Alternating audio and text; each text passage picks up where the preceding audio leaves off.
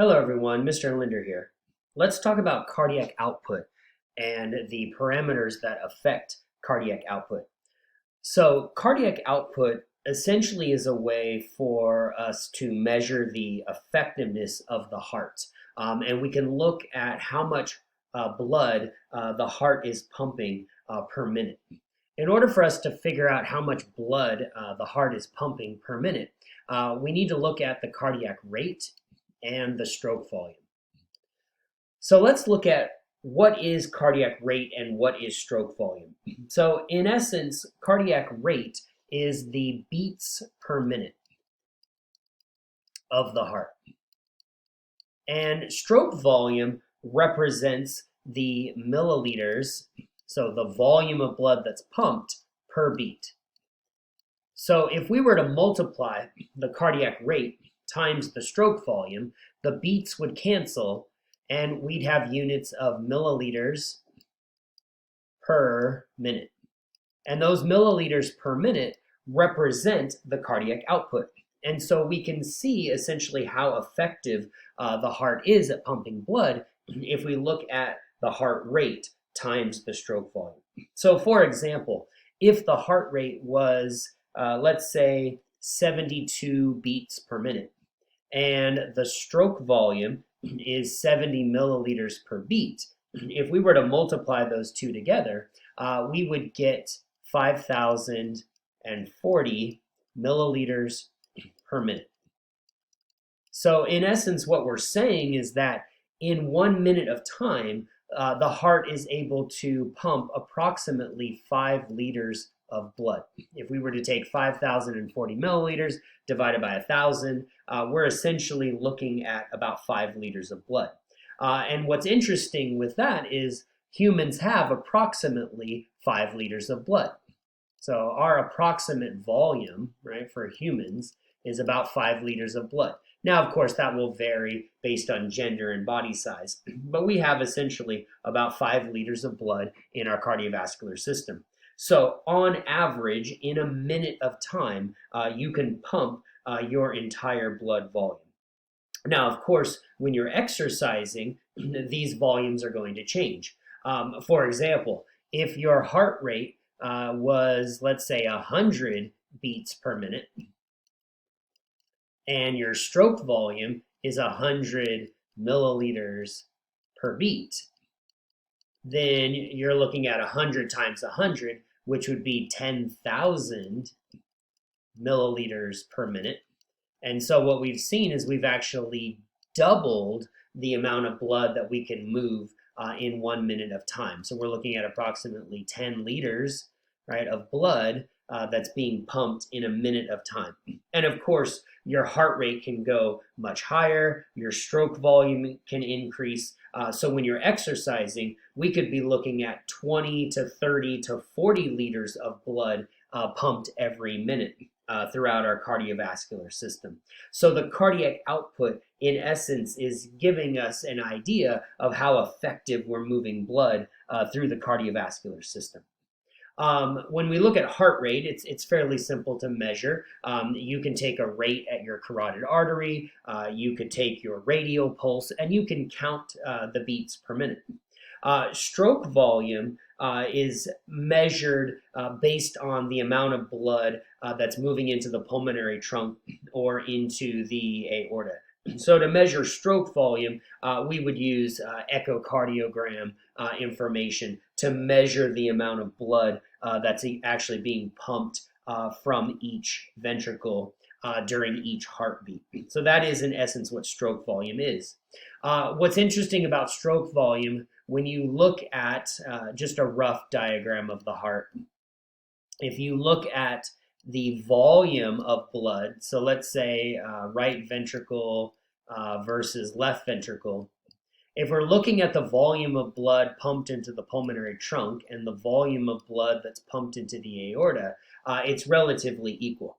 So if the right side is pumping 70 milliliters of blood, that means the left side is pumping 70 milliliters of blood. The difference in the stroke volume is not the volume, it comes with the pressure. The pressure that the blood is moving to the lungs and to the body is different. So the pressure for blood moving out to your lungs is going to be lower than the pressure of the blood that's being pumped out to the body. So that's going to be a higher pressure. And when you're measuring blood pressures, we're measuring systemic blood pressure, typically not pulmonary blood pressure. So we typically are used to seeing the higher pressures presented when we look at pressure of blood coming from the heart. But the stroke volume is relatively equal when we talk about right ventricle versus left ventricle pumping. If they weren't equal, we'd get into what we call congestive heart failure. Congestion in the heart occurs when one side of the heart doesn't pump blood as efficiently and as effectively as the other side of the heart. And so if congestion occurs, then we may see pulmonary edema that occurs, or we may even see peripheral edema, depending upon which side of the heart is being affected. So if we have right-sided congestive heart failure or left-sided congestive heart failure, that can result in edema in the body or swelling in the body because we have this congestion. We're not pumping equal volume, so we're not moving the blood equally through the pulmonary circuit and the systemic circuit. In order to calculate stroke volume, you would take the in-diastolic volume minus the in-systolic volume. That's how we actually would calculate stroke volume.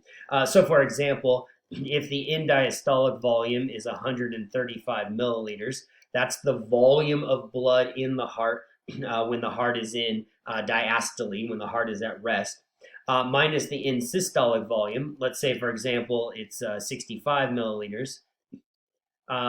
If this is the EDV and ESV currently for the heart, then the stroke volume would be 70 milliliters.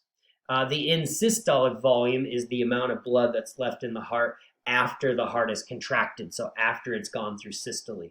So 135 minus 65 gives us that 70 milliliter stroke volume. Why do we have essentially an elevated in-systolic volume? Why is the in-systolic volume, say, 65 milliliters? Well, that gives the heart margin to improve. If every time the heart was to go through a contraction cycle, and if it was to empty all of the blood out of the ventricles, then you couldn't increase your stroke volume. So by having leftover blood in the heart, we can improve the stroke volume because we still have more blood that the heart can pump. So rather than the heart pumping 100 or 150 milliliters every beat, we can start at 70 milliliters as an average stroke volume. But because we still have blood left over in the heart, we can pump 80 mils, 90 mils, 100 mils from the heart because we have room for improvement. And that means when you're exercising, you have room for your stroke volume to improve, and therefore your cardiac output improves. So cardiac output, again, is how much blood we pump every minute. So if we're going to change the cardiac output, we're going to change the heart rate, right? Or we're going to change the stroke volume. So in previous videos, I've talked about the autonomic nervous system and how the autonomic nervous system can adjust your heart rate. But just to recap, let's take a look at the idea of sympathetic and parasympathetic. The sympathetic chemicals that typically we would talk about affecting cardiac rate would be norepinephrine and epinephrine, the catecholamines. And so we can use norepinephrine, neurotransmitter chemical. We can use epinephrine, essentially, adrenaline from the adrenal glands as a hormone. We can use these chemicals to increase the heart rate. So these are going to increase heart rate.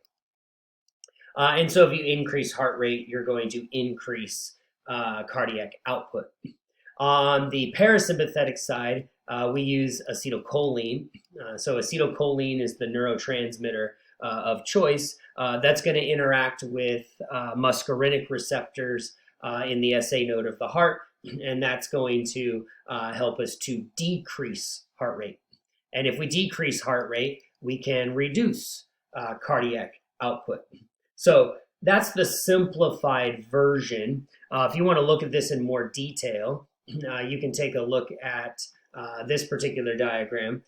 This would be looking at the effects of parasympathetic and sympathetic neurons on the SA node of the heart. And so acetylcholine interacting with muscarinic receptors, leading to a hyperpolarization of the SA node, which results in a decreased heart rate. On the sympathetic side, norepinephrine, we can also talk about epinephrine, binding to beta 1 receptors of the heart, increasing our rate of depolarization to increase heart rate. So by slowing down heart rate or increasing heart rate, we can alter cardiac rate and thus alter cardiac output. As far as stroke volume is concerned, actually, before I talk about stroke volume, this is an interesting diagram to take a look at. Remember, we're talking about cardiac output is equal to heart rate times stroke volume. So if we're focusing just on heart rate right now, there's actually a lot of medications that we can use to fix hypertension. So cardiac output is related to this idea of hypertension, because obviously the more blood that you're pumping out into the system, the greater your blood pressure can be. So a lot of your anti hypertensive medications are going to work to obviously lower blood pressure. And so some good examples that affect heart rate would be those that affect the adrenergic type receptors. So something like atenolol can be used as a beta blocker of the heart, and beta blockers of the heart can slow down heart rate and thus decrease cardiac output. And so if you can decrease cardiac output, that's a way to lower blood pressure. Now, there are other types of antihypertensive medications, as you can see in this diagram, but that's a good example of how adjusting heart rate can affect your cardiac output and therefore can lower your blood pressure. Now, as far as stroke volume is concerned, there are some different things we need to look at in order to understand how stroke volume can affect cardiac output. So one of the things to take a look at is the contractile strength of the heart, so the force of contraction of the heart. Another thing to look at is the Frank-Starling law, which in essence affects how forcibly the heart contracts. So that again leads us to this idea of contraction strength. And then also we want to take a look at things that affect the overall volume in the heart, the end-diastolic volume. In essence, these parameters are related to each other. If more blood is coming into the heart, there's actually going to be a greater stretch of the heart, which actually leads to greater force of contraction. Conversely, mean arterial pressure has a negative effect on stroke volume. It'll actually reduce. So these are parameters, EDV, Frank-Starling law, overall contractive strength. These are things that increase stroke volume. And your mean arterial pressure, or another way to describe that, your total peripheral resistance, that should be TPR, total peripheral resistance, which essentially is related to your blood pressure, and can have the ability to decrease stroke volume. So it'll have a negative impact on your cardiac output. So let's look at some of these parameters. So one of the first things to look at is this idea of the Frank-Starling law, or the length-tension relationship that relates to increasing stroke volume and thus increasing cardiac output. So in skeletal muscle, this is different than cardiac muscle. In skeletal muscle, the force that's generated by muscle contraction is related to its starting length. So the starting position is the driving factor for the muscle contraction. In cardiac muscle, it's the same concept, but we can alter the starting position based on how much blood is coming into the heart. So if we can alter the return of blood to the heart and then the overall stretch of the heart, we can thus change the starting position of the heart, of the cardiac muscle cells, and thus that leads to greater force of contraction. So longer muscle fibers essentially can have greater tension created in striated muscle. So what we're saying is that if you can increase the stretch of the ventricular cardiac muscles, you can increase the contraction strength. A way to look at this, first off, is just look at it diagrammatically. So what we're looking at here is in diastolic volume. So we're looking at volume increasing in the heart when the heart is at rest versus the overall stroke volume. So how much blood is pumped out per beat. And what you can see is that as you increase the amount of blood in the heart, we see that the stroke volume increases. So this is basically this idea that more blood into the heart equals more blood out of the heart. Okay, so more blood in equals more blood out. And this is, in essence, what the Frank-Starling law of the heart suggests. So these are normal values. You know, if the heart has 135 in diastolic volume, we're going to get a stroke volume of about 70 beats, or 70 milliliters per beat. But if we were to increase to 200 or 300 as the end-diastolic volume, you can see that the stroke volume is increasing accordingly on the graph. So what does that look like when you're looking at overall stretch of the heart? So it actually looks something like this. So again, in skeletal muscle, in cardiac muscle. Typically in skeletal muscle, what we do is we position our muscles in a starting position that is going to be advantageous to performing a particular action. Cardiac muscle doesn't do that. Instead, the starting position of the heart is affected by the blood that returns to the heart, or the amount of blood that's in it during diastole. So based on this diagram, if the starting position was at letter A here, so notice what we're looking at here are sarcomeres.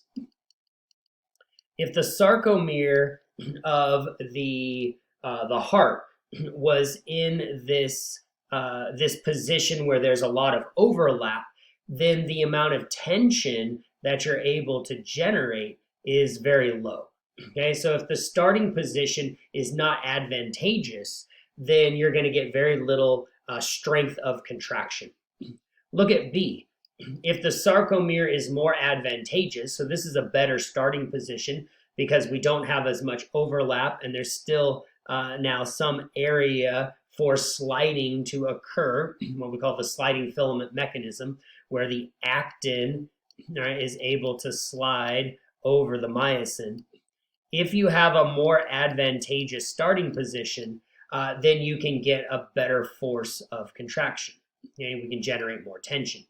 And that's going to be based on more blood coming into the heart and thus stretching, right, the myocardium of the heart. So more blood in is going to mean more blood out because we're improving the starting position, right, of the sarcomere. If we look at C, we have a better resting position, a better starting position. So again, these are resting sarcomere lengths. So if you have an improved starting position, more blood has come in, it has stretched the heart, then we see that we are getting a greater amount of tension generated.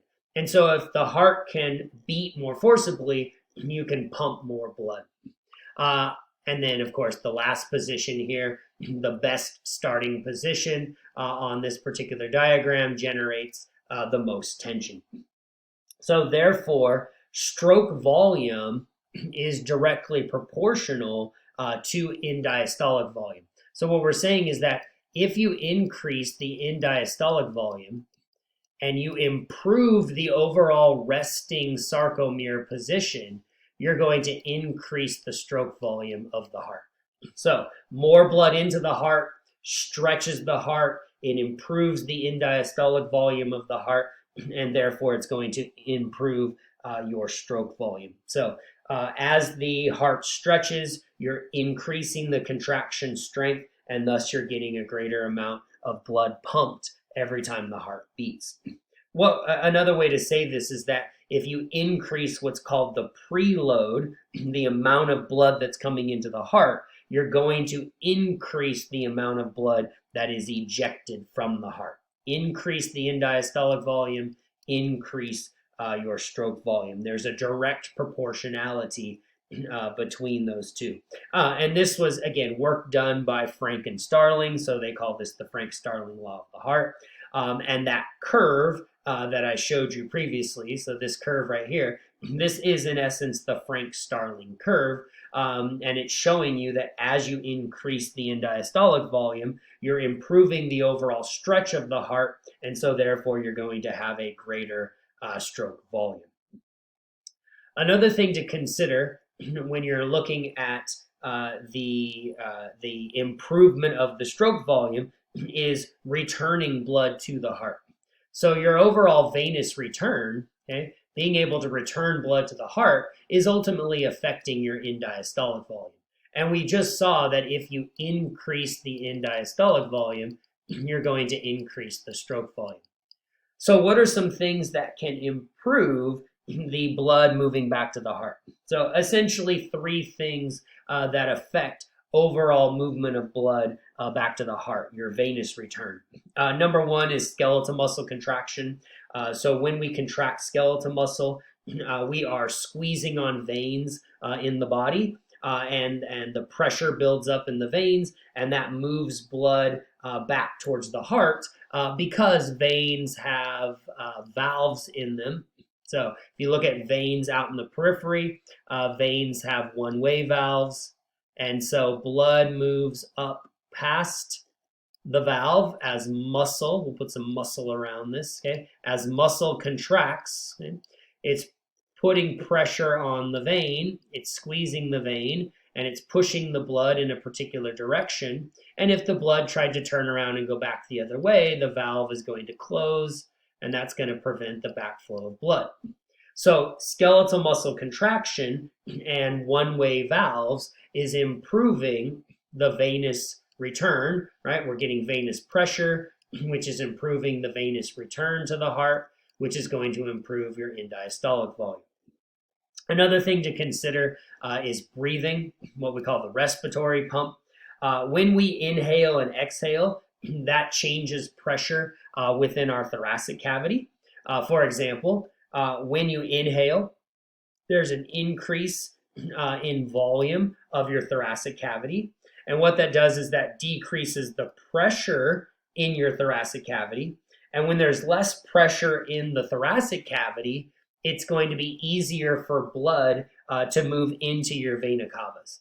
And so as blood returns into the vena cavas, then it's able to move into the heart and improve your end-diastolic volume.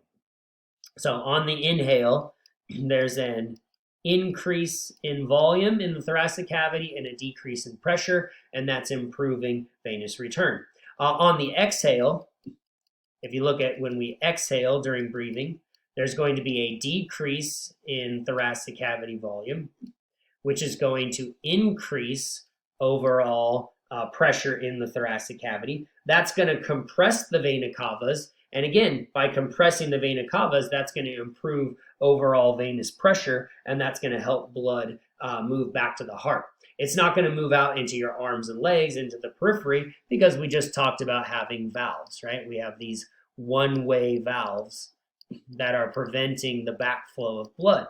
So on the inhale and on the exhale, we can improve the flow of blood back to the heart, and that's going to improve your end-diastolic volume and thus improve your stroke volume.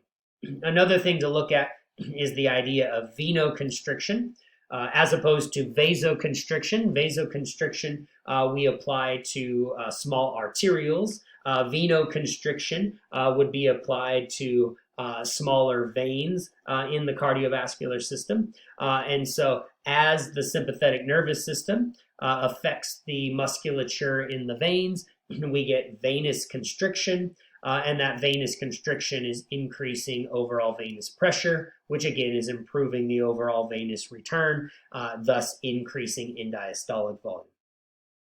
Another thing to consider when you look at overall stroke volume is to look at the effects of norepinephrine. I'll actually start with this diagram here. Norepinephrine, as the amount of norepinephrine increases, so increased norepinephrine, you're going to see an increase in stroke volume. Okay, so concentration of norepinephrine goes up, there's going to be a greater stroke volume. Why is that? Well, norepinephrine, right, affects the contractile strength of the heart. And so norepinephrine is essentially increasing the amount of available calcium. And as we increase the amount of available calcium within any muscle, a striated muscle, cardiac or skeletal, but we're talking cardiac muscle here, as we increase the amount of available calcium in cardiac muscle, that's going to improve the contractile strength of the musculature. So norepinephrine, epinephrine, increasing the amount of calcium. To look at this diagrammatically, so here we have epinephrine and norepinephrine are catecholamines, affecting, again, receptors of the cardiac muscle tissue. And thus we're going to affect the amount of available calcium. So increasing the amount of calcium that's flowing through voltage-gated channels, and then also improving the amount of calcium available from the sarcoplasmic reticulums. So this is going to be stored calcium within the cardiac muscle cells. And this is done through a molecule called phospholambin.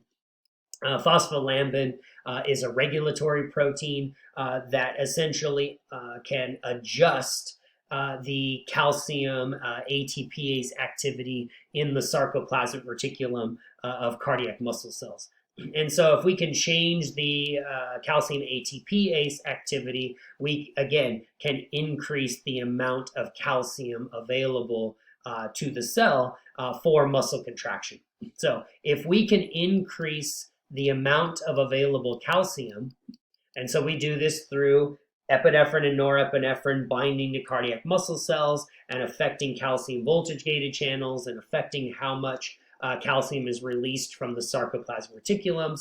If we can increase the amount of available calcium, we're going to increase the force of contraction. And so another way to affect stroke volume is to, again, increase the force of contraction. So what we're looking at, right, is to affect stroke volume, we're looking at Frank-Starling law and the stretch of the heart. We're looking at changing the end-diastolic volume through venous return to the heart. And we're also looking at available calcium in the cardiac muscle cells as a way to increase force of contraction. Another clinical aspect to this is using a drug called digitalis. You may be familiar with digitalis. You may have heard of it before, but maybe aren't sure where it affects our physiology. Digitalis actually affects the movement of calcium out of the cytosol. So digitalis is going to slow down the removal of calcium from cardiac muscle cells by affecting these sodium calcium transporters in the plasma membrane of the cardiac muscle cells. And so if you can slow down calcium removal, so we're going to slow down the exiting of calcium from the cardiac muscle cells, that again is going to keep the available calcium at a higher level within the cardiac muscle cells. And calcium is necessary for contraction. Okay? So more calcium remaining within the cardiac muscle cells improves the overall contractility and thus improves the force of contraction. This is another example of just a summary diagram of what we've been talking about. So we've been talking about this idea of cardiac output. How do you affect cardiac output? Well, it's heart rate times stroke volume. Okay, so CO is equal to HR times SV. Heart rate is affected by parasympathetic and sympathetic activity. Sympathetic is going to increase heart rate. Sympathetic is going to increase heart rate. Parasympathetic is going to decrease heart rate. And so that's going to affect your overall cardiac output. And then stroke volume, we've been talking about stroke volume being affected by the overall contractile strength of the heart. We've also talked about end-diastolic volume and how it's related to venous return to the heart, either through skeletal muscle activity, breathing, or venous constriction. But we also looked at the Frank-Starling law of the heart and how that is essentially affecting the stretch of the heart, which is influenced by the end-diastolic volume and thus affects the contractility of the heart. And so these are things that influence the overall stroke volume. And for these items that we just mentioned, these are for increasing stroke volume. Oops, let me do that again there. Increase stroke volume. There we go. And so what about an aspect that decreases stroke volume? So I want to finish this discussion with the idea of mean arterial pressure or total peripheral resistance, which in essence is affected by our blood pressure. So blood pressure is really what we're talking about here. And your total peripheral resistance is going to be inversely proportional to stroke volume. So as we increase the amount of resistance out in the cardiovascular system, we're going to see an overall decrease in our stroke volume. And if we decrease stroke volume, we're going to decrease cardiac output. So we've been talking a lot about things that increase cardiac output, but we know that we can decrease cardiac output through parasympathetic effects, and we can also have a decreased cardiac output if the total peripheral resistance is changing, or what we call the mean arterial pressure. So how do you calculate the mean arterial pressure? Well, mean arterial pressure, as I said earlier, is related to blood pressure. Blood pressure is systolic pressure over diastolic pressure. And so if you want to know what your mean arterial pressure is, you take the diastolic pressure plus 1/3 of what's called the pulse pressure. The pulse pressure is the difference between your systolic pressure and your diastolic pressure. So if you know a patient's blood pressure, you can calculate their mean arterial pressure.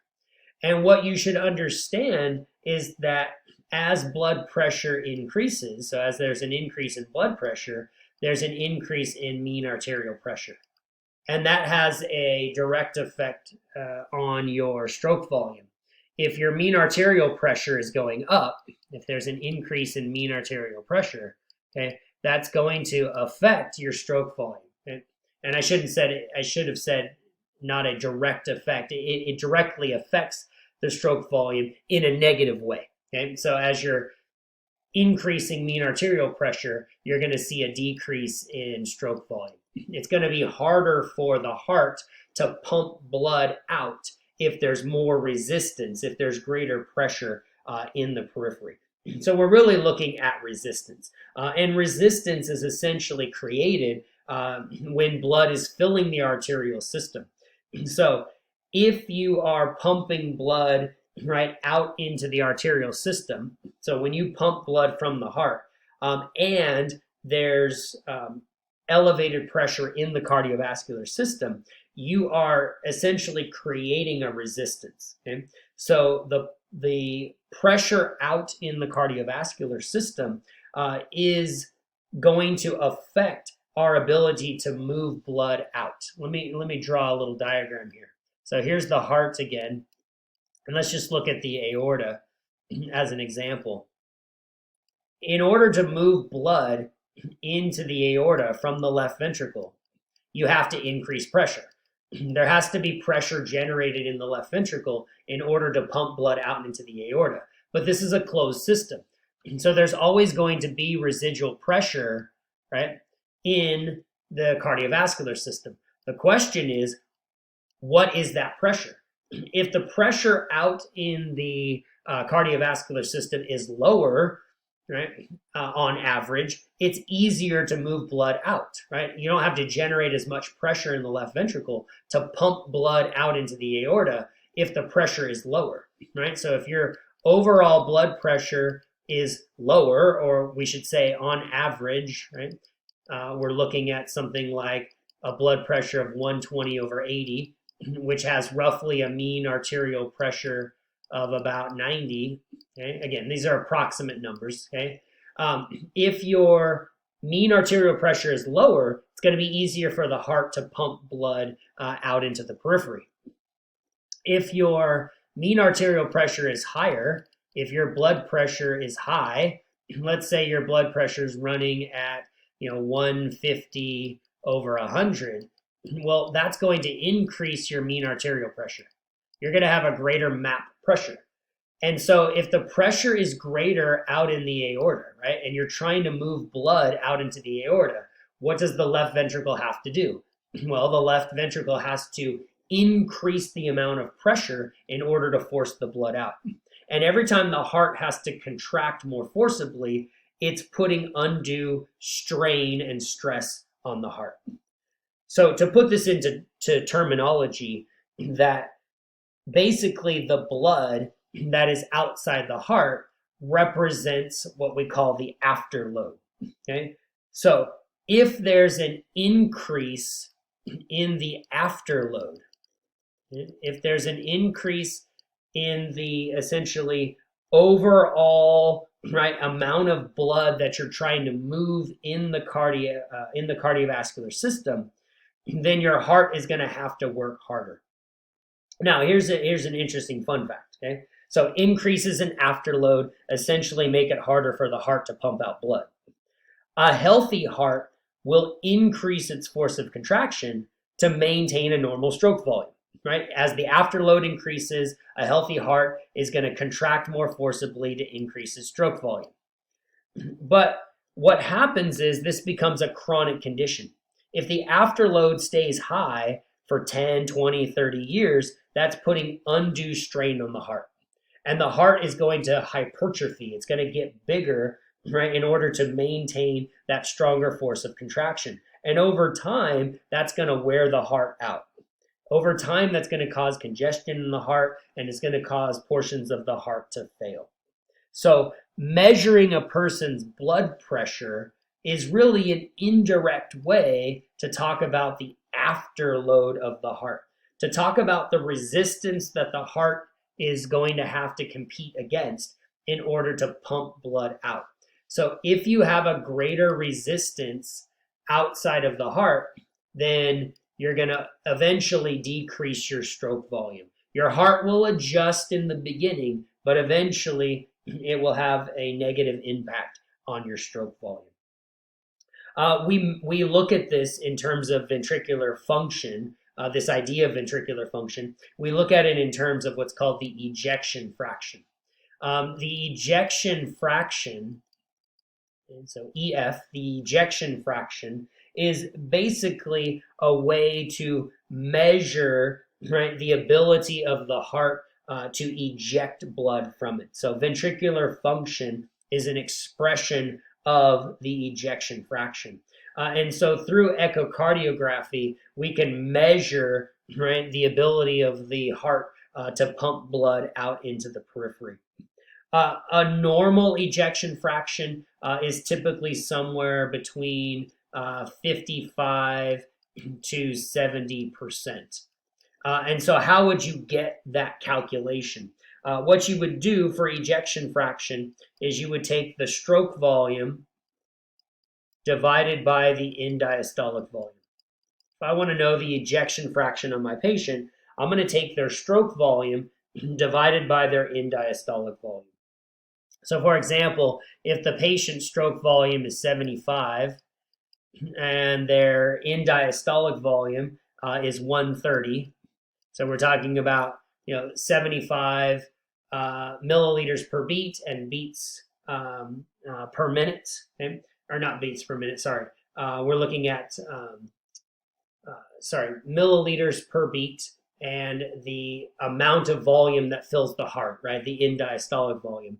If we were to divide those two numbers, you would get a percentage. You'd get a decimal, and then you can multiply it by 100 to figure out a percentage. So 75 divided by 130 times 100 is roughly about 58%. And so that falls into the normal range for an ejection fraction. If you were to get a number that's less than 55%, then we could explore whether there's something wrong with that patient's heart. Typically, numbers less than 40%, we're looking at heart failure conditions. And so we have to be more aggressive in treating our patients. So what we've done is we've looked at how to calculate cardiac output, heart rate times stroke volume, and then we've also looked at the parameters that would affect your heart rate and affect your stroke volume in order to change the overall cardiac output. I hope this helps. Take care.